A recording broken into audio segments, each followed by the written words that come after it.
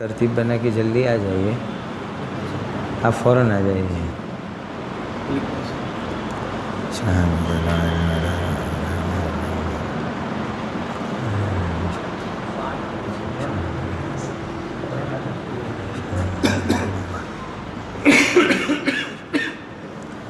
بسم اللہ الرحمن الرحیم، الحمد للہ رب العالمین، والصلاة والسلام علی سیدنا محمد خاتم النبیین وعلی آلہ وصحبہ اجمعین، اما بعد فاعوذ باللہ من الشیطان الرجیم، بسم اللہ الرحمن الرحیم، قل هل يستوي الذين يعلمون والذين لا يعلمون، وقال تعالى ولكن كونوا ربانيين بما كنتم تعلمون الكتاب وبما كنتم تدرسون، صدق اللہ مولانا العظیم۔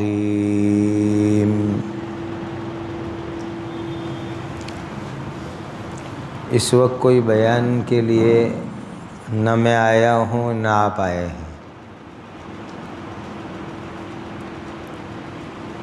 ہم سب آپس میں ایک خاندان ہیں، اور وہ خاندان ہے دین کا علم رکھنے والوں کا خاندان، قرآن کا علم رکھنے والوں کا خاندان۔ اس بنیاد کے اوپر اس وقت ہم پر یہاں پر جمع ہے۔ حدیث میں آتا ہے اہل القرآن ہم اہل اللہ، جو قرآن والے ہیں وہ اللہ کے گھر کے لوگ ہیں، اللہ کے کٹمب کے، اللہ کی فیملی کے لوگ ہیں۔ یہ اللہ کے ساتھ خصوصی قرب اور تعلق بتلانا ہے، ورنہ اللہ کی ذات تو لم یلد ولم یولد ہے، ولم یکن لہ کفوا احد ہے۔ اب میں پہلے تمہید کے طور پر قرآن کی چند آیتیں آپ کو بتلاتا ہوں۔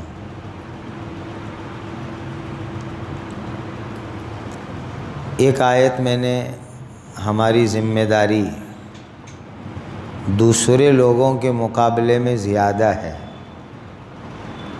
وہ بتلانے والی آیت ہے، قل هل يستوي الذين يعلمون والذین لا یعلمون، جن کے پاس علم ہے اور جن کے پاس علم نہیں ہے دونوں کبھی برابر نہیں ہو سکتے۔ یہ دین کا علم ہونے کی برکت سے ہماری ذمہ داری بھی زیادہ ہے۔ ہم عوام کے سامنے جب بیان کرتے ہیں علم کے فضائل، علم پر ملنے والی بشارتیں، تو اس کا تعلق ذمہ داریوں کے ساتھ ہے۔ ذمہ داری اور فضیلت، ذمہ داری اور بشارت، یہ دونوں میں جوڑ ہے۔ اب اگر کوئی آدمی صرف بشارت، خوشخبری، فضیلت اسی پر دھیان دے اور ذمہ داری پر دھیان نہ دے، یہ تو ٹھیک بات نہیں ہے، صحیح بات نہیں ہے۔ اسی لیے قرآن کی آیت پہلے ہم کو یہ بتلاتی ہے کہ علم ہونے کی برکت سے ہماری ذمہ داری دوسروں کے مقابلے میں زیادہ ہے۔ اب دوسری آیت سمجھو، وَلَٰكِن كُونُوا رَبَّانِيِّينَ بِمَا كُنتُمْ تُعَلِّمُونَ الْكِتَابَ وَبِمَا كُنتُمْ تَدْرُسُونَ۔ ربانی یعنی رب والے، جس کو آج کی بھاشا میں کہتے ہیں اللہ والے۔ تم اللہ والے بن جاؤ. اور اللہ والا بننے کا ایک طریقہ بہترین یہ ہے، اللہ کی کتاب قرآن مجید کو پڑھو پڑھاؤ، اس کی تعلیم، اس کا درس. اسی لیے عالم، حافظ، مولوی، قاری، مفتی کچھ بھی کرے لیکن قرآن پڑھانے کا کام ضرور کرے. قرآن ضرور پڑھاوے، چاہے عربی کی بڑی بڑی کتابیں پڑھاوے، لیکن قرآن کا ناظرہ، قرآن کا ترجمہ، تجوید سے قرآن، حفظ، دور، یہ سلسلہ تو تھوڑا بہت بھی باقی رکھنا چاہیے. یہ آیت بتلاتی ہے جس کی برکت سے آدمی ربانی اور اللہ والا بندہ ہے. اسی لیے میں آپ سب بزرگوں سے بادب درخواست کروں گا، چاہے بخاری پڑھاؤ، ہدایہ پڑھاؤ، چاہے نحو، صرف، منطق، فلسفہ پڑھاؤ، عقائد پڑھاؤ، لیکن قرآن ضرور پڑھاؤ. چاہے قرآن کا ترجمہ، تفسیر، تجوید یا حفظ کا دور یا ناظرہ، یہ سلسلہ ضرور ہونا چاہیے. وَلَٰكِن كُونُوا رَبَّانِيِّينَ بِمَا كُنتُمْ تُعَلِّمُونَ الْكِتَابَ وَبِمَا كُنتُمْ تَدْرُسُونَ. تیسری ایک آیت سمجھو. حضرت موسیٰ علیہ السلام فرعون کے دربار میں تشریف لے گئے، نبوت ملنے کے بعد پہلی مرتبہ. نبوت ملنے سے پہلے تو کئی سال رہے فرعون کے گھر میں. کیا آیت ہے؟ فَقَدْ لَبِثْتُ فِيكُمْ عُمُرًا مِّن قَبْلِهِ، یعنی ایک زمانہ تک میں تیرے محل میں رہا ہوں. لیکن پھر مدین جانے کا قصہ ہوا. وَلَمَّا تَوَجَّهَ تِلْقَاءَ مَدْيَنَ، پھر مدین سے واپسی کے اندر اللہ نے نبوت عطا فرمائی. پھر نبوت ملنے کے بعد جب پہلی مرتبہ فرعون کے یہاں گئے تو پہلی مرتبہ فرعون کے یہاں جا کر آپ نے کیا بات چیت کی؟ قرآن کی کئی آیتوں میں اس بات چیت کا تذکرہ ہے. علماء کو اس پر غور کرنا چاہیے. مفسرین نے لکھا ہے تفسیروں میں کہ نبوت ملنے کے بعد، رسول بنائے جانے کے بعد، سب سے پہلی مرتبہ جب موسیٰ علیہ السلام فرعون کے دربار میں گئے تو کیا فرمایا؟ ان ارسل معی بنی اسرائیل. فرعون، میرے ساتھ میری فیملی اور خاندان کے لوگ بنو اسرائیل کو اپنا وطن فلسطین، ملک شام، کنعان جانے کی اجازت دے دو، ہم وہاں چلے جاویں. تیرے مصر میں غلامی کرتے کرتے لمبا زمانہ ہو گیا ہے، ہم غلام ہیں تمہارے ملک میں. ہمارا وطن تو فلسطین ہے. وہ تو یوسف علیہ السلام کے زمانے کے اندر بنو اسرائیل آ گئے تھے مصر، ان کا وطن تو ہے نہیں مصر بنی اسرائیل کا. اب موسیٰ علیہ السلام آزادی مانگ رہے ہیں کہ فرعون تو ہم کو اور بنی اسرائیل کو آزادی دے دے کہ ہم اپنے وطن دوبارہ چلے جاوے.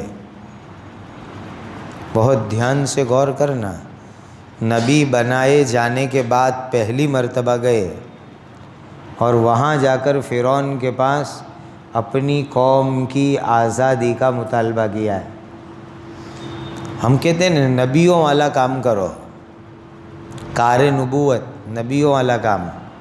تو میں آپ کو قرآن کی روشنی میں نبیوں والا کام بتلا رہا ہوں کہ یہ ہے نبیوں والا کام. اور میں نے کئی مفسرین کے حوالوں سے تفسیر تیسیر القرآن میں یہ نقطہ لکھا ہے کہ حضرت موسیٰ علیہ السلام نے فرعون کے سامنے نبوت ملنے کے بعد جو سب سے پہلی ڈیمانڈ کی، سب سے پہلا مطالبہ کیا، وہ اپنی قوم کی ظلم میں سے آزادی کا مطالبہ کیا ہے۔ یہ ہے نبوت والا کام۔ اب اس کو تم کہو گے کہ موسیٰ علیہ السلام نعوذ باللہ سیاست میں پڑ گئے؟ ہے کسی میں ہمت ایسا کہنے کی کہ نبوت کا تاج ملا اور موسیٰ علیہ السلام تو راجکارن میں پڑ گئے؟ معلوم ہوا کہ یہ بھی نبیوں کے کام میں سے ہیں، اپنی قوم کو ظلم سے چھوڑانا، نجات دلانا۔ ایک چوتھی آیت میں آپ کے سامنے پیش کروں۔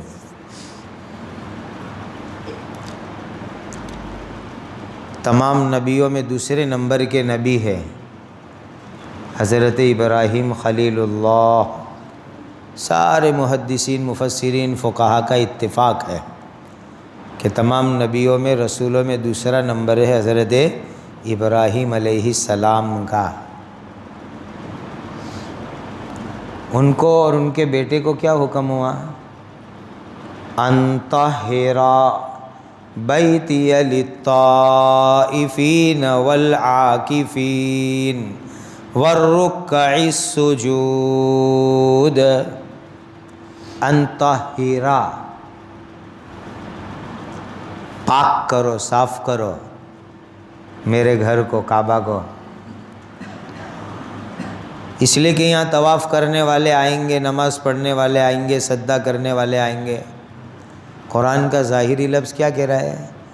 کعبۃ اللہ اور مسجد حرام کی صفائی کا حکم اللہ نے اپنے خلیل ابراہیم علیہ السلام کو اور ان کے بیٹے ذبیح حضرت اسماعیل علیہ السلام کو دیا، صفائی کا۔ آج کسی شیخ الحدیث کو کہو کہ مسجد میں جھاڑو دے دو تو ان کے بھی بھنور چڑھ جائیں گے اور ان کے شاگردوں کے بھی بھنور چڑھ جائیں گے۔ اور آیت کے ظاہری الفاظ دیکھو، ان طہر بیتی للطائفین والعاکفین والرکع السجود۔ اگرچہ مفسرین نے یہاں طاہرہ کا معنی یہ لیا ہے معنوی طہارت، ظاہری طہارت بھی ہے، معنوی طہارت بھی ہے، دونوں ہیں، دونوں طرح کی صفائی مراد ہے۔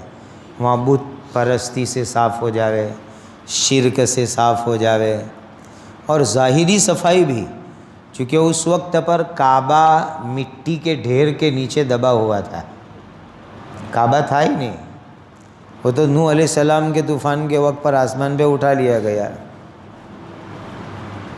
فاؤنڈیشن تھا، بنیادیں تھی، پائے تھے، وہ بھی ریت کے ڈھیر کے نیچے چھپ گئے تھے۔ تو کہا اس کی صفائی کرو، ریت صاف ہو جائے، مٹی صاف ہو جائے، پائے نظر آنے لگے، یہاں لوگ آئیں گے۔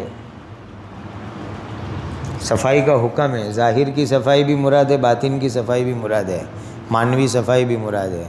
اور آگے چلو، وَإِذْ يَرْفَعُ إِبْرَاهِيمُ الْقَوَاعِدَ مِنَ الْبَيْتِ وَإِسْمَاعِيلُ۔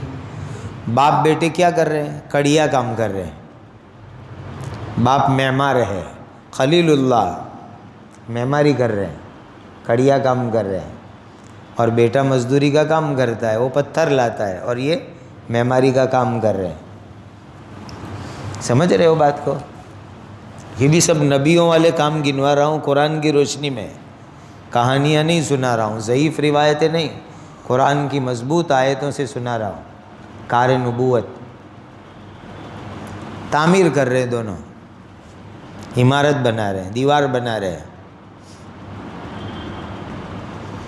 اب یہ چند مثالیں میں نے آپ کو قرآن کی دی، اب حدیثیں سناؤں آپ کو۔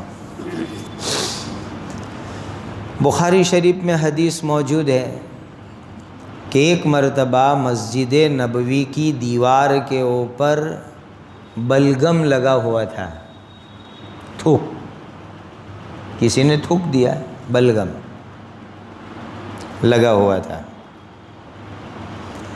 تو حضرت نبی کریم صلی اللہ علیہ وسلم دیوار کے پاس پہنچے اور اس بلغم کو اپنے نورانی اور مبارک ہاتھوں سے صاف کیا۔ بخاری میں یہ حدیث ہے۔ پھر وہاں حضور نے خوشبو لگائی، صاف کیا، خوشبو لگائی۔ یہ حضور کا نبی والا کام بتلا رہا ہوں، مسجد کی دیوار کے اوپر سے تھوک اور بلغم صاف کرنا، وہاں خوشبو لگانا، نبیوں والا کام۔ اور سیرت کی کتابوں میں آپ نے سب نے پڑھا ہے، ساری سیرت چھوٹی بڑی ہر جگہ لکھا ہوا ہے کہ نبی کریم صلی اللہ علیہ وسلم کو نبوت ملنے سے پہلے حضور کی کھلتی جوانی میں قریش کے لوگوں نے مشورہ کیا ہے کہ کعبہ شریف کا نئے سرے سے تعمیری کام کرنا ہے۔ تو کہا حلال پیسے کا چندہ کرو، چندہ کیا، کم ملا چندہ حلال پیسے کا، اسی لیے تو حتیم چھوٹ گیا، 2 دروازے میں سے 1 دروازہ رہ گیا، کام پورا نقشہ چینج کرنا پڑا، بدلنا پڑا، پیسے کم آئے اس لیے۔ لیکن جب کعبہ کی تعمیر شروع ہوئی تو تمام سیرت کی کتابوں میں یہ واقعہ موجود ہے، خود نبی کریم صلی اللہ علیہ وسلم کعبہ کی تعمیر کے لیے پتھر اٹھا اٹھا کے اپنے کندھے مبارک پر لاتے تھے۔ اب پہاڑ سے نکلے ہوئے پتھر نوکیلے ہوتے ہیں، لگے تو زخم ہو جائے، خون نکلے، تو نورانی بدن کے اوپر زخم آ رہے تھے پتھر اٹھانے کی وجہ سے۔ آپ کے چچا جان نے مشورہ دیا، اس زمانے میں کپڑے بہت کم تھے، تو لنگی صرف باندھی ہوئی تھی نیچے، اوپر کچھ نہیں تھا، تو کہا یہ لنگی اوپر ڈال دو اور اس کے اوپر پتھر رکھو تاکہ کندھا زخمی نہ ہوئے۔ اسی لیے کہ اس زمانے کے اندر ستر کوئی بڑی چیز نہیں تھی، کھل جاوے بند رہے، کوئی بڑی چیز نہیں تھی، بلکہ ان کی تو اعلیٰ قسم کی عبادت تھی۔ مرد دن میں ننگے ننگے طواف کرے، عورتیں رات میں ننگی ننگی طواف کرے، یہ اعلیٰ عبادت تھی۔ وَمَا كَانَ صَلَاتُهُمْ عِنْدَ الْبَيْتِ إِلَّا مُكَاءً وَتَصْدِيَةً، یہی تو کام ان کے ہوتے تھے، ننگے طواف، سیٹیاں بجانا، تالیاں بجانا کعبہ کے پاس۔ تو عورتیں رات میں ننگی طواف کرتی، مرد دن میں ننگے طواف، ستر کا کوئی مسئلہ ہی نہیں تھا۔ تو یہ مشورہ دیا کہ یہاں لنگی ڈال دو، اوپر پتھر رکھو۔ جیسے حضور نے یہ کرنے کی کوشش کی، فوراً بے ہوش ہو کے زمین پر گر گئے، اس لیے کہ اللہ اپنے نبی کے ستر کو کسی کے سامنے ظاہر کرنا نہیں چاہتے تھے، اسی لیے بے ہوش ہو گئے اور یہ کام نہیں کر سکے۔ یہ سب تمہیدی اہمیت میں حدیث اور قرآن سے آپ کو سنا رہا ہوں۔ حضور کی ایک سالی کا نام ہے اسماء، حضرت اسماء بنت ابی بکر رضی اللہ تعالی عنہا، حضرت عائشہ رضی اللہ تعالیٰ عنہ کی سگی بہن۔ تو ان کی ماں الگ تھی، قتیلہ بنت عبد العزیٰ، حضرت ابوبکر صدیق کی پرانی بیوی۔ وہ ایمان نہیں لائی، پہلے نکاح جائز تھا، لیکن جب آیت آ گئی کہ مشرکات سے اب نکاح نہیں، تو حضرت ابوبکر صدیق نے اس کو چھوڑ دیا۔ قتیلہ نام تھا حضرت اسماء کی اماں کا۔ حضرت اسماء جب ہجرت کر کے مدینہ منورہ چلی گئی تو ماں کو بیٹی کی یاد نے ستایا، اور ماں باقاعدہ ہجرت کر کے مدینہ آئی، قتیلہ۔ اب سگی ماں اور 8 دن کا سفر کر کے اتنے لمبے سفر سے مدینہ آوے تو بیٹی کے دل کے اندر استقبال کرنے کا جذبہ پیدا ہوا۔ لیکن وہ تو حضور کو پوچھے بغیر کوئی کام کرتے نہیں تھے. تو حضرت اسماء نے اپنی بہن حضرت عائشہ کو کہا، ام المؤمنین رضی اللہ عنہا کو، کہ نبی کریم صلی اللہ علیہ وسلم کو یہ مسئلہ پوچھ لو، میری کافرہ مشرکہ ماں آئی ہے تو میں اس کا استقبال کروں کہ نہ کروں. مسئلہ پوچھوایا. تو حضور کو مسئلہ پوچھا تو اللہ کے یہاں سے جواب آیا، آیت آئی، لا ینہاکم اللہ عن الذین لم یقاتلوکم فی الدین ولم یخرجوکم من دیارہم ان تبروہم وتقسطوا الیہم. کہ ایسے لوگوں کے ساتھ جو تمہارے ساتھ اچھی طرح رہتے ہیں تم ان کے ساتھ اچھا برتاؤ کرو، حسن سلوک کرو. تو پھر حضرت اسماء نے اپنی ماں جو کافرہ تھی ان کا استقبال کیا، گھر میں بستر لگایا، ان کو بلایا، اور ماں تحفے لائی تھی وہ بھی بیٹی نے قبول کیے، سب ہوا. ایک اور روایت میں آپ کو سناؤں. سارا نام کی ایک عورت تھی، گانے بجانے میں ناچنے میں بہت ایکسپرٹ تھی سارا. اس کا قصہ آپ نے وہاں سنا ہوگا سورہ ممتحنہ کے شروع میں. سورہ ممتحنہ ہی نہیں، یا ایھا الذین آمنوا لا تتخذوا عدوی وعدوکم اولیاء. اس کے شان نزول میں یہ سارا کا نام سنا ہوگا.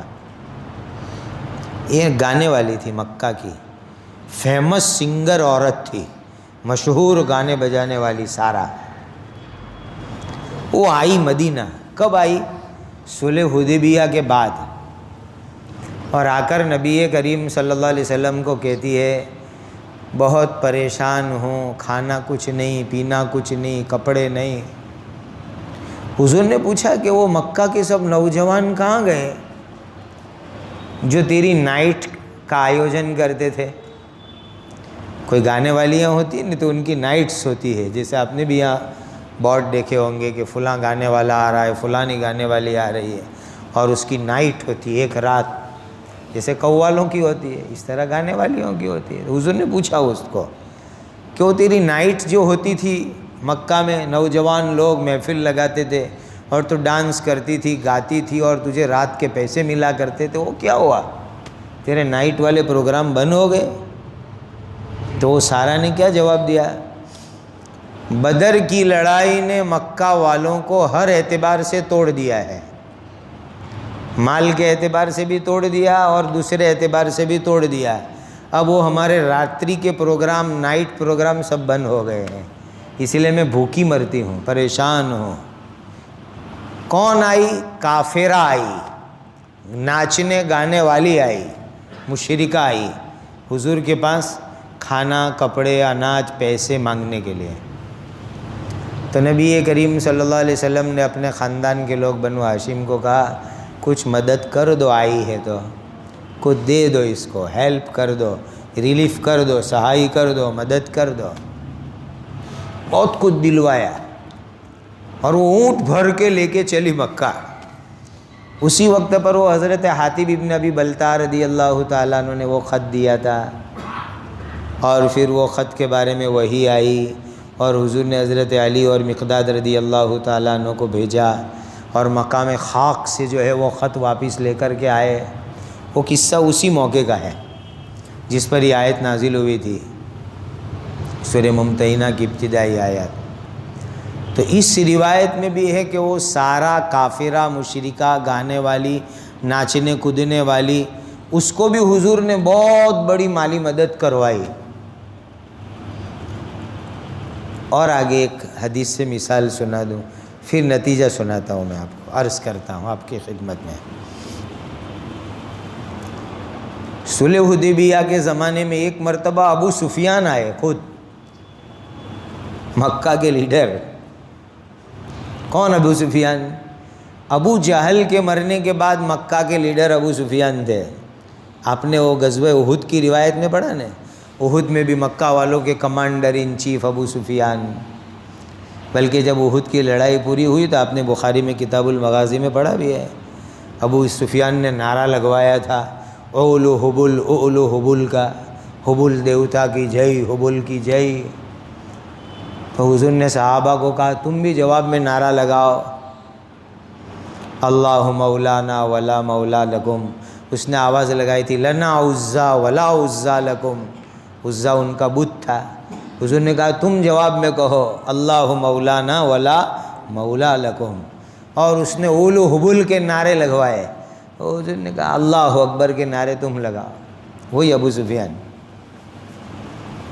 احد میں بھی وہی لیڈر، خندق کے موقع پر بھی وہی لیڈر مکہ والوں کا، وہ خود آیا ابو سفیان، اور آ کر کے کیا عرض کیا، حضور مسلسل لڑائیوں نے ہماری اکانومک ختم کر دی، ہمارا معاشی نظام خراب کر دیا، مکہ والوں کو مالی اعتبار سے ان لڑائیوں نے توڑ کے ختم کر دیا، ہم قحط میں مبتلا ہے، دکاڑ میں مبتلا ہے۔ اور اسی موقع کے بارے میں مفسرین کی ایک جماعت کہتی کہ یہ آیت ہے یوم تاتی السماء بدخان مبین یغشی الناس ھذا عذاب علیم ربنا اکشف عنا العذاب۔ اتنی بھوک لگتی تھی کہ بھوک کی کمزوری کی وجہ سے مکہ کے کافر یوں آسمان پر دیکھتے تو دھواں دکھتا تھا، اشکتی ہوئے، کمزوری اور ضعف ہوئے تو آدمی کی نگاہیں کمزور ہو جاتی ہے اور دھواں دکھتا ہے۔ تو اس وقت مکہ والوں کے حالات اتنے کمزور ہو گئے کہ بھوک کی وجہ سے آسمان پر دھواں نہیں تھا لیکن دھواں دکھتا تھا ان کو۔ ایک تفسیر اس آیت کی ہے بدخان مبین کی۔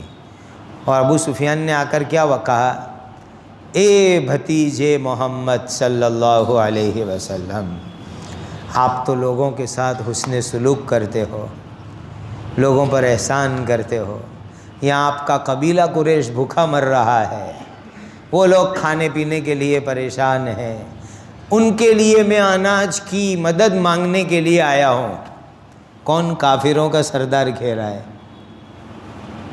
کل تک جو میدان میں دشمن کٹر بن کر تھا وہ آ کر درخواست کرتا ہے، اور کیا وعدہ کرتا ہے؟ پڑھو آگے آیت، ربنا اکشف عنا العذاب انا موقنون، اگر عذاب قحط کا دور ہو گیا تو ہم آپ کی نبوت پر یقین لے آئیں گے۔ حضور نے اعلان کیا مدینہ میں، جنرل اعلان، بھلے یہ مکہ کا دشمن سردار ہے جس نے ہم کو بہت ستایا ہے، لیکن دکاڑ اور بھوک کی وجہ سے یہ پریشان ہو کے آیا ہے، چندہ دو، اناج، کھانے پینے کا سامان، کپڑے۔ ایک پورا اونٹوں کا قافلہ حضور نے مدینہ سے مکہ روانہ کیا، قافلہ اونٹوں کا مدینہ سے مکہ دشمنوں کے لیے باقاعدہ حضور نے روانہ فرمایا۔ یہ ریلیف کا کام کس کے لیے کیا؟ کٹر دشمنوں کے واسطے حضور نے کیا۔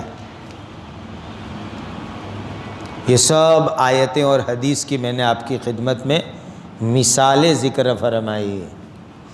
ہمارے لیے یہی سب کچھ ہے، قرآن اور حدیث۔ اس میں ہمارے لیے ایک راستہ ہے، ایک راہ ہے ہم ایمان والوں کے واسطے۔ حضرات علماء کرام، اکابرین ملت، کل قیامت کے دن اللہ سبحانہ و تعالی اہل علم سے یہ فرمائیں گے کہ اگر تم کو عذاب دینا ہوتا تو میرا علم تمہارے سینوں میں نہ رکھتا۔ ہماری بہت بڑی ذمہ داری ہے، ہم نبی کے وارث ہیں نا، علماء ورثۃ الانبیاء، وارث ہیں نبی کے، تو یہ سب وارث ہونے کی باتیں ہیں جو میں نے آپ کو گنوائی قرآن حدیث سے۔ یہ ہے میراث نبوت، میراث میں یہ سب کام کرنے ہم کو۔ جو دکھی لوگ ہیں ایسے لوگوں کی سیوا کرو، خدمت کرو، اس میں غیر مسلموں کو بھی کرو۔ ہماری یہ خدمت، ہماری یہ سیوا پہلا فائدہ یہ ہوگا کہ اللہ راضی ہو جائیں گے، اللہ خوش ہو جائیں گے۔ اس لیے کہ حدیث آپ نے قدسی پڑھی ہے، الخلق عیال اللہ، پوری مخلوق اللہ کا کنبہ ہے، خاندان ہے اللہ کا، تو یہ کافر بھی اللہ کے خاندان میں ہے، تو ان کی خدمت کریں گے تو پہلا فائدہ یہ ہوگا اللہ راضی ہو جائیں گے، پہلا فائدہ، نقد فائدہ، اللہ راضی ہو جائیں گے۔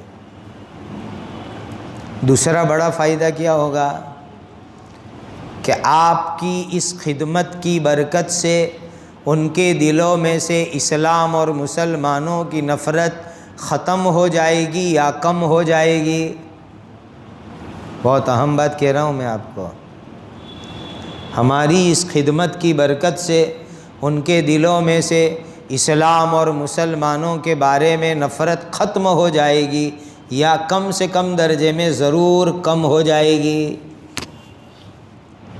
اور اس زمانے میں اسلام اور مسلمانوں کے بارے میں کسی کے دل سے نفرت کو ختم کرنا، یہ دین اسلام کی بہت بڑی خدمت ہے، بہت بڑی خدمت ہے۔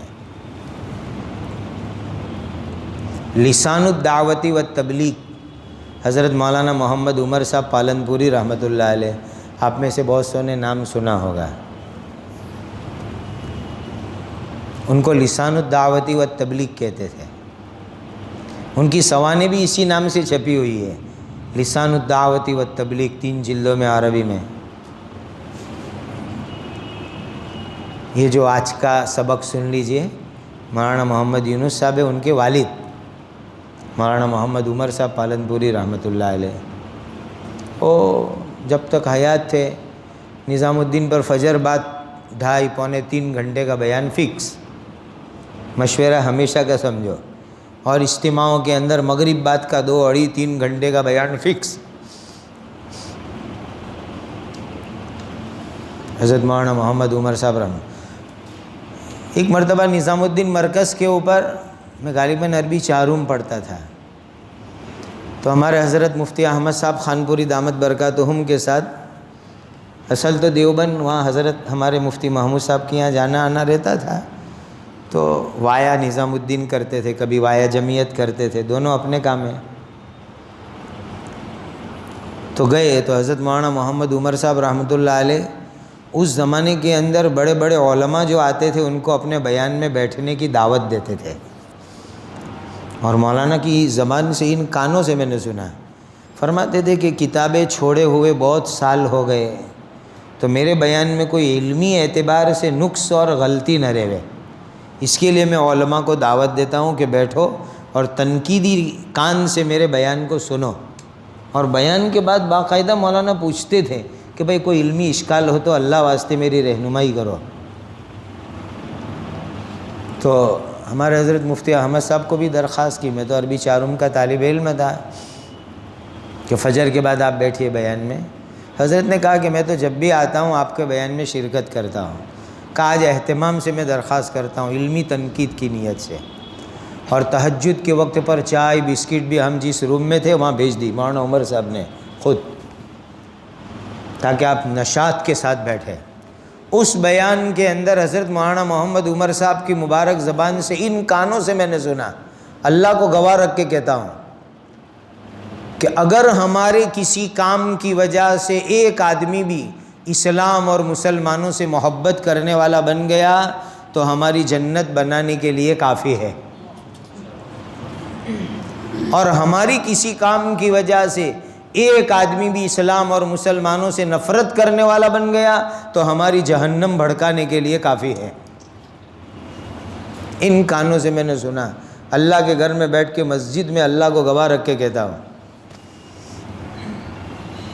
کتنی بڑی بات ہے۔ ایک آدمی بھی ہماری وجہ سے، ہمارے کسی کام کی وجہ سے اسلام اور مسلمانوں سے محبت کرنے والا بن گیا تو ہماری جنت بنانے کے لیے کافی ہے۔ یہ ہے دین کی عملی تبلیغ، پریکٹیکلی تبلیغ دین کی، اس کو کہتے ہیں۔ اس لیے اس وقت کے حالات کے اندر ہمیں یہ کام بہت ضروری ہے غیر مسلموں کی خدمت کرو اللہ کو راضی کرنے کی نیت سے، اور اس کا دوسرا فائدہ کیا، ان کے دل سے اسلام اور مسلمانوں کی نفرت ختم ہو جائے گی، یا کم سے کم درجے میں کم تو ہو جائے گی۔ اور تیسری بات بتاؤں آپ کو، تیسرا فائدہ، آپ کے اخلاص کی برکت سے بہت ممکن ہے کہ اللہ تعالیٰ اس کو ایمان عطا فرما دے، بہت ممکن ہے، اور اس کے بے شمار واقعات ہمارے پاس ہیں۔ آپ کی اس خدمت میں اخلاص کی برکت سے اللہ تعالیٰ اس کے دل میں ایمان کا پودا ہرا بھرا کر دے گے۔ وہ جو فطری اسلام ہے نا، کل مولود یولد علی الفطرہ، تو فطری ایمان کا پودا جو مرجھا گیا تھا، آپ کی اس خدمت کی برکت سے وہ ہرا بھرا ہو جائے اور وہ اسلام میں آ جائے۔ یہ بہت ممکن ہے، ہو سکتا ہے ایسا، اور ہو رہا ہے ایسا، اور اس کے بہت سارے قصے ہیں۔ اسی لیے عزائم لے کر کے اٹھو کہ اللہ کی رضا کے لیے، اسلام کی خدمت کے لیے ہم غیر مسلموں کی جو ہے سیوا کریں گے، تفریق کریں گے، بغیر تفریق کی خدمت کریں گے۔ بیچ میں ایک بات جملہ معترضہ بتلا، ہم لوگ تو ایسی اصطلاح سنتے رہتے ہیں، جملہ معترضہ کے طور پر، جملہ معترضہ، اس کو جملہ معترضہ کہتے ہیں۔ جملہ معترضہ کے طور پر عرض کرتا ہوں،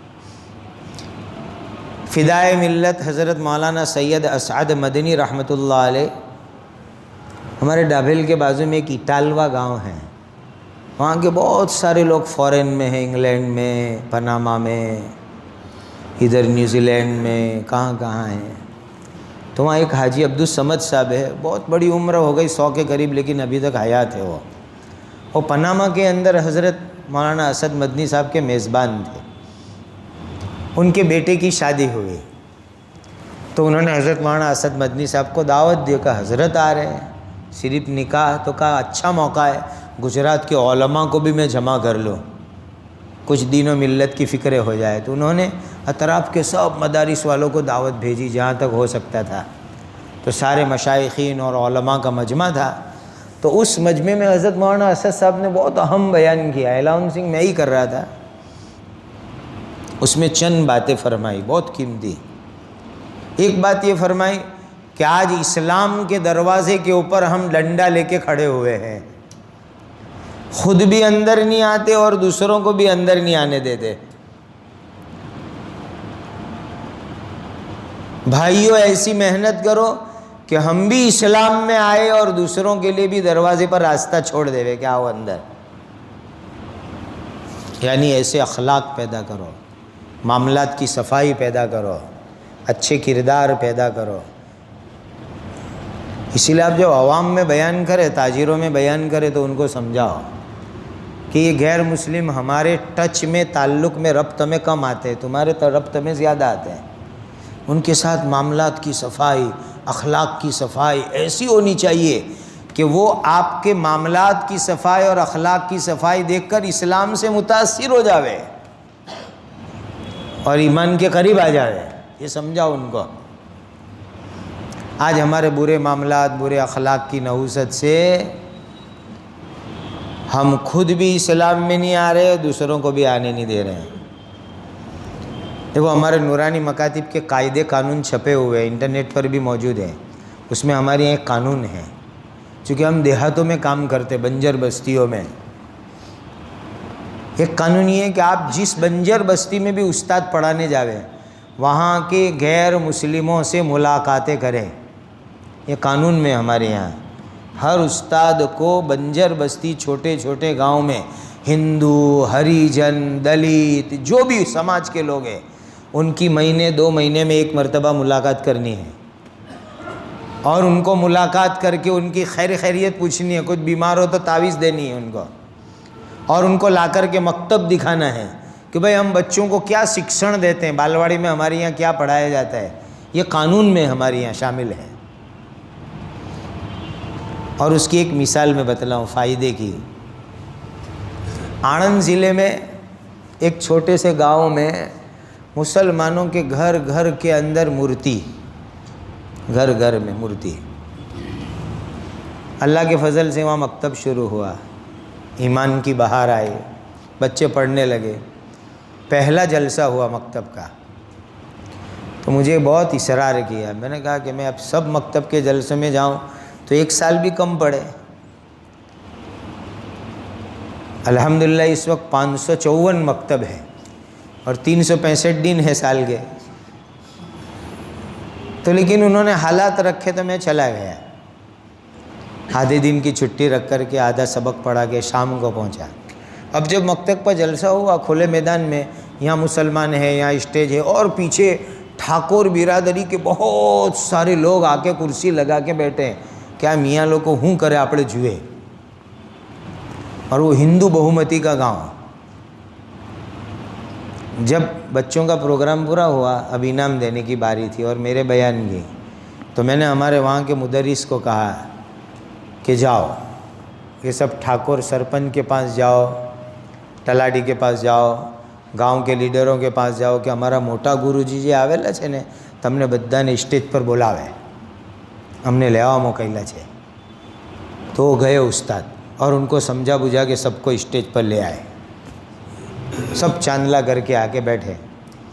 میں نے کہا کھڑے ہو کر તમારા વરદ હસ્તે આ બાળકોને ઇનામ વિતરણ કરવાનું છે۔ تو وہ تو بہت خوش ہو گئی کہ ارے ہم کو اتنی عزت تو دنیا میں کوئی دیتا ہی نہیں ہے۔ تو ہمارے استاد نے جو انعام تیار کیے تھے وہ ٹھاکر کو بہت برا لگا کہ ارے બાળકોને ہمارا ہاتھے انعام نے یہ لوگ کوئی આપેલું انعام۔ تو اس نے کہا کہ میں انعام دیتا ہوں اپنی جیب میں سے، اور اس نے پیسے نکالے اور اپنی جیب میں سے پیسے جو ہے ہمارے مکتب کے بچوں کو تقسیم کیے اپنے ہاتھ سے۔ پھر انعام وترن ہو گیا تو میں نے کہا کہ میں بھاشن نہیں کروانا، تمہارے بھاشن کروانا ہے۔ تو سرپنچ صاحب کو ٹھاکر کو میں نے ہاتھ میں مائک پکڑوا دیا ہے، وہ کھڑے ہوئے તો કે બાળકોનું બહુ સારું શિક્ષણ ચાલે છે ને અમને તો બહુ સારું લાગ્યું કે આ બાળકો કેટલું સારું સારું બધું ગાતા હતા ને પડતા હતા, અમને બહુ આનંદ થયો ને જ્યારે બી અમારો સહકાર જોઈએ અમે બેઠા છીએ આ તમારા મૌલવી સાહેબને કહું કે જ્યારે આવો અમને મળે, અમે એનો પૂરો સાથ સહકાર આપીશું, कोई તમારું કંઈ વાળ ના તોડી શકે। इस तरह उसने हिम्मत और हौसला अफजाई के कलिमात कहे। देखिए बात कहाँ से कहाँ जाती है। یہ چیز میں آپ کو کہنا چاہتا ہوں، اسی لیے پورے اخلاص اور للہیت کے ساتھ، اور یہ بات تو ہم کتابوں میں پڑھتے ہیں نا، فَإِنَّ الْإِنسَانَ عَبْدُ الْإِحْسَانِ، انسان تو احسان کا غلام ہے۔ جب ان کے ساتھ حسن سلوک کریں گے تو وہ ہمارے ساتھ اچھا برتاؤ کرنے والے بن جائیں گے۔ اسی لیے کہ ہم ترین کارنامہ یہ انجام دو۔ کرو گے یہ کام؟ آج کے حالات میں یہ کام بہت ضروری ہے۔ دوسری ایک بات، قرآن میں سورہ یوسف کے اندر جب حضرت یوسف علیہ السلام کی ان کے بھائیوں سے ملاقات ہوئی تو وہاں 2 موقع قرآن میں ہیں۔ ایک موقع یہ ہے کہ بھائیوں نے اپنے ابا سے معافی مانگی، قالوا یا ابانا استغفر لنا، آگے قالوا یا ابانا استغفر لنا ذنوبنا انا كنا خاطئین۔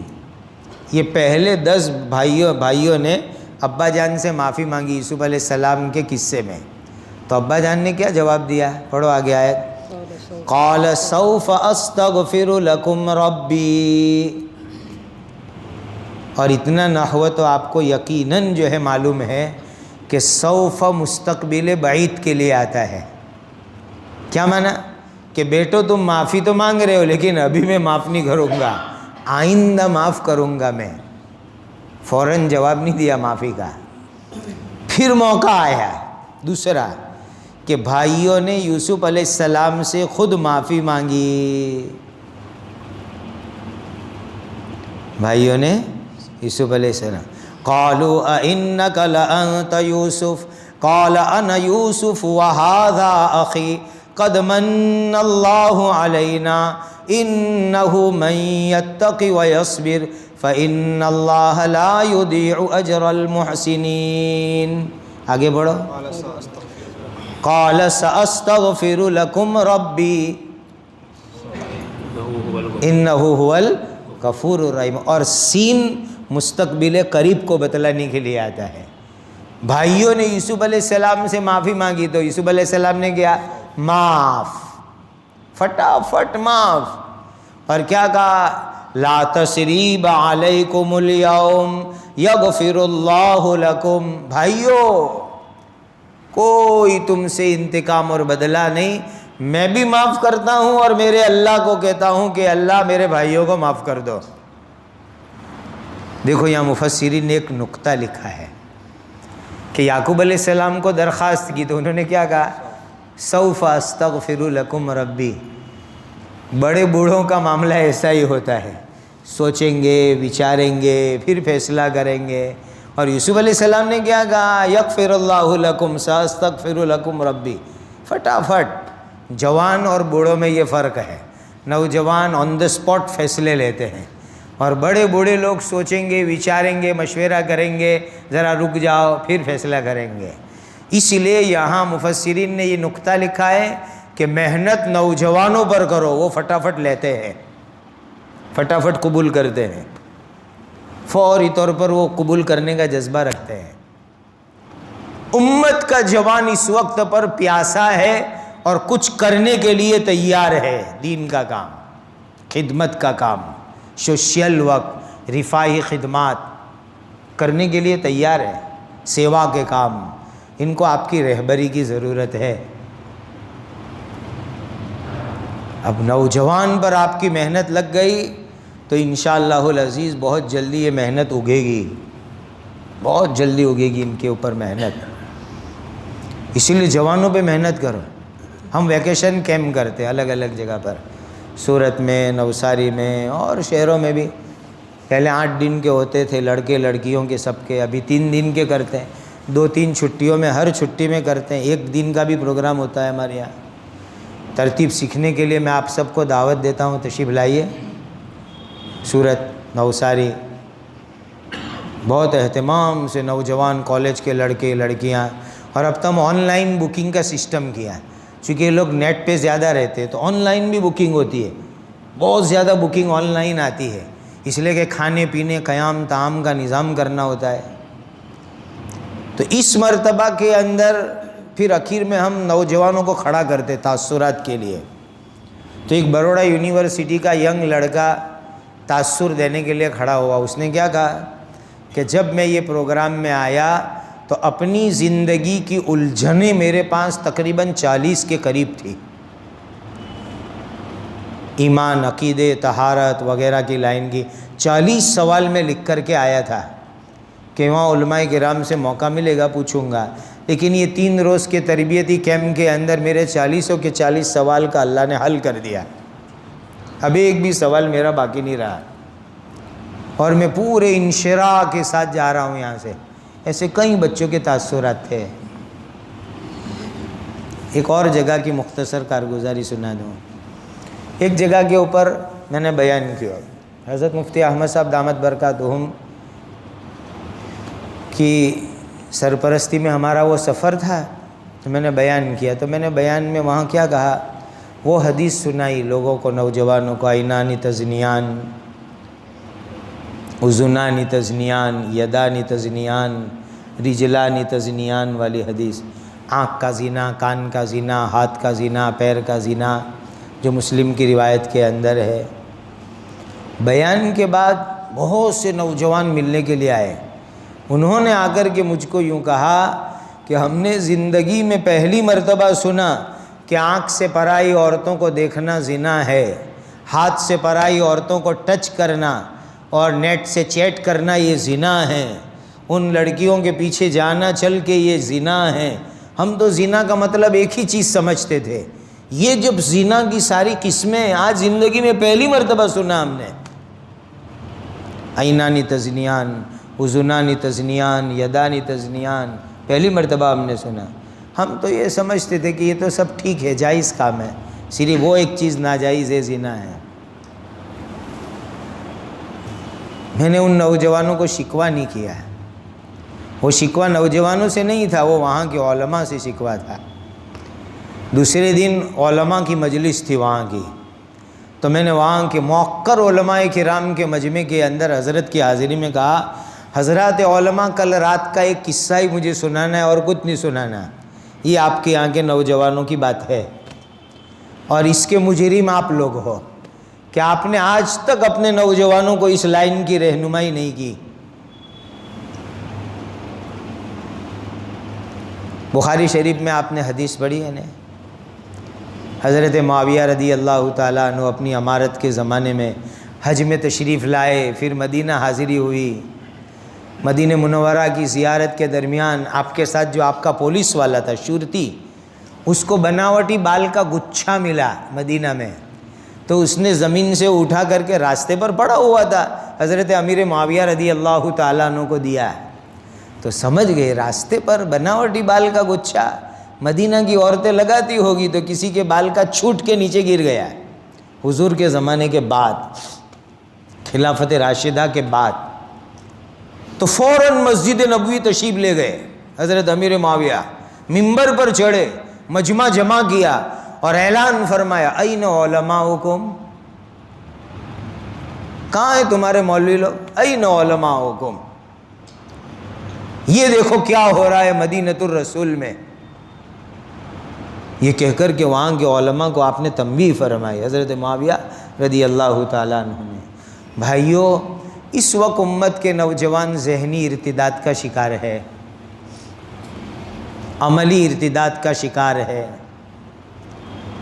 حضرت مولانا محمد یوسف صاحب رحمۃ اللہ علیہ فرماتے تھے، بہت پرانی بات ہو گئی ہے تو، کہ امت عملی ارتداد کا شکار بن چکی ہے، عقیدے میں مرتد ہوئے اس سے پہلے کچھ محنت کر لو، اور اب تو وہ دور آ گیا، ذہنی ارتداد، فکری ارتداد، عقیدے کا ارتداد۔ جو لوگ فیس بک پر رہتے ہیں نا، فیس بک پر، وہ مسلمان نوجوانوں کے فیس بک اکاؤنٹ چیک کرو، ایسے کتنی مثالیں ہیں کہ اس پہ فیس بک پر نوجوان لوگ لکھتے ہیں، مائی فیملی واز دا مسلم، میرا خاندان مسلمان کا خاندان تھا، ماضی کا زمانہ، واز، میرا خاندان مسلمانوں کا خاندان تھا۔ بعض نوجوان جرأت کر کے یوں لکھتے ہیں، نعوذ باللہ نعوذ باللہ، I was in past time Muslim, میں گزرے ہوئے زمانے میں مسلمان تھا۔ یہ ان مسلمان نوجوانوں کی بات کر رہا ہوں جن کے باپ دادا نسل در نسل، نسل در نسل پکے ایمان والے، دین کے ذمہ دار، ان کی نوجوان نسلوں کی بات سنا رہا ہوں۔ وہ فیس بک پر اپنے اکاؤنٹ کے اوپر یہ جملے لکھتے ہیں۔ امت عقیدے کے اعتبار سے مرتد ہو رہی ہے۔ حضرات علماء، ان کے ایمان کو بچانا یہ ہمارا فرض بنتا ہے، ہماری ذمہ داری ہے۔ اعمال کی جو محنت ہو رہی ہے بہت اچھی محنت ہے، لیکن اس سے بہت زیادہ اہم ایمان کو بچانے کی محنت کرنا ہے، عقیدے کو بچانے کی محنت کرنا ہے۔ آج کتنے ایمان کے شکاری ہے، کتنے شکاری ہے ایمان کے، یہ گمراہ فرقہ، وہ گمراہ فرقہ، وہ گمراہ فرقہ، وہ گمراہ فرقہ، وہ گمراہ فرقہ، سب ایمان کے شکاری ہے، چاروں طرف سے ہمارے لوگوں کو جال میں پھنسانے کے لیے تیار کھڑے ہوئے ہیں۔ اسی لیے یہ ہماری ذمہ داری بنتی ہے۔ میں آپ حضرات سے درخواست کرتا ہوں، تاتو بیدار شوی نالا کشیدم ورنہ، آپ کو جگانے کے لیے یہ میرا نالا اور اعلان ہے، ورنہ عشق کارے استقب آہو فگا نیس کنن، اللہ کے ساتھ اور اللہ کے دین اور اللہ کے نبی کے ساتھ عشق کا تقاضا یہ تھا کہ کسی نالا لگانے والے کے نالے کے بغیر ہم یہ کام کریں۔ اللہ ہمیں ان کاموں میں آگے بڑھنے کی خوب توفیق عطا فرمائے۔ یہ کرو یہ کام۔ اور مکتب کے لیے دو بات یاد رکھو، جہاں مکتب ہے اس کی تعلیم پاورفل بنے، بہترین بنے، معیاری بنے، مثالی تعلیم بنے۔ امت جو مال دیتی ہے مکتب اور مدرسوں کی نسبت سے، وہ بھی امانت ہے اور امت کے بچوں کا وقت بھی امانت ہے، دونوں چیز امانت ہے ہمارے پاس۔ امت جو چندہ دیتی ہے وہ بھی امانت، اور یہ بچوں کا وقت بھی امانت۔ ان اللہ یأمرکم ان تؤدوا الامانات الی اہلہا، ہم نے تو امانت کو ایک چیز میں ڈبے میں بند کر دیا بیچاری امانت کو کہ کوئی پیسے امانت میں رکھ جائے وہ لوٹانے کے، نہیں بزرگوں نہیں۔ دوسری آیت آواز دے رہی انہیں، اِنَّا عَرَضْنَا الْأَمَانَةَ عَلَى السَّمَاوَاتِ وَالْأَرْضِ، تو امانت کوئی محدود چیز تھوڑی ہے، یہ بھی امانت ہے۔ امت کا چندہ، امت کے بچوں کا وقت، یہ بہت بڑی امانت ہے۔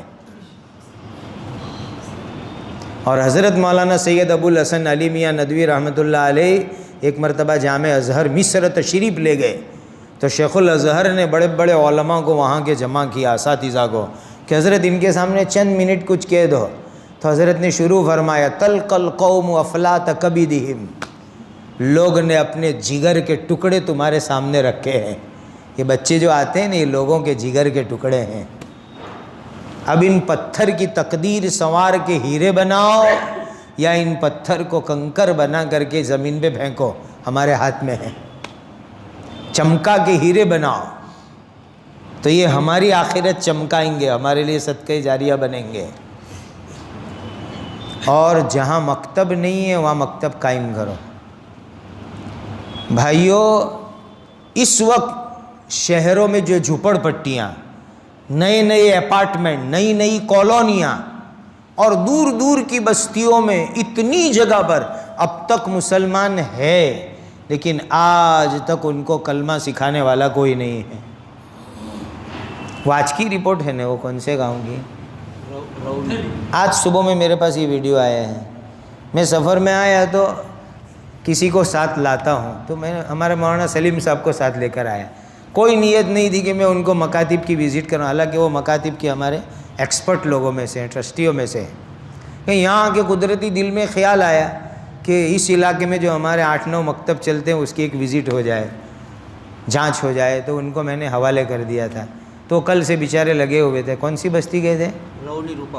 رولی روپاوٹی، یہ ونتھلی کے قریب ہے، 15 کلومیٹر دور ہے۔ وہاں گئے، وہاں مکتب شروع ہوا اللہ کے فضل سے۔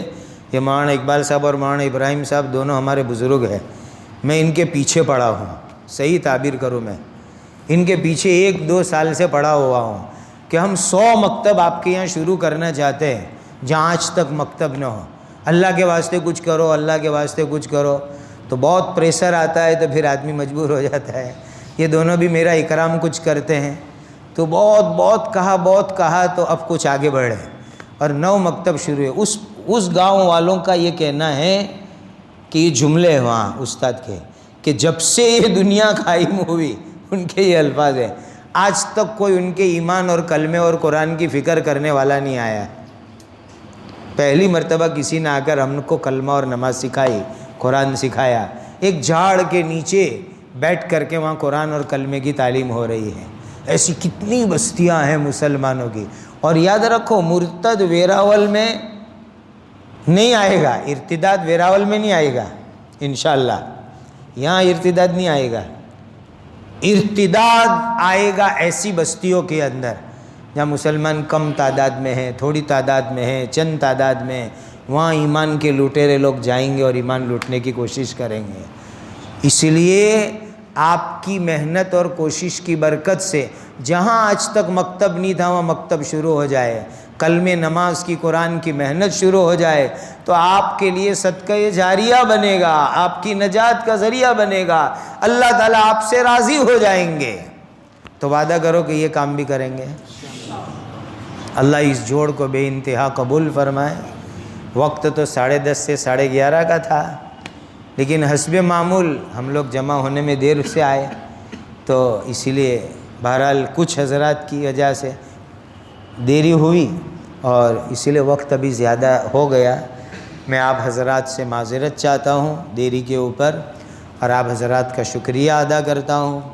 ہو سکتا ہے کہ آپ میں سے اکثر وہ حضرات ہو جو صبح مکتب مدرسہ پڑھا کے سیدھے یہاں پر پہنچے، اور ہم مدرسے والوں کا ایک معاملہ ہے کہ چھٹی کے بعد پہلی فرصت میں کھانا چاہیے۔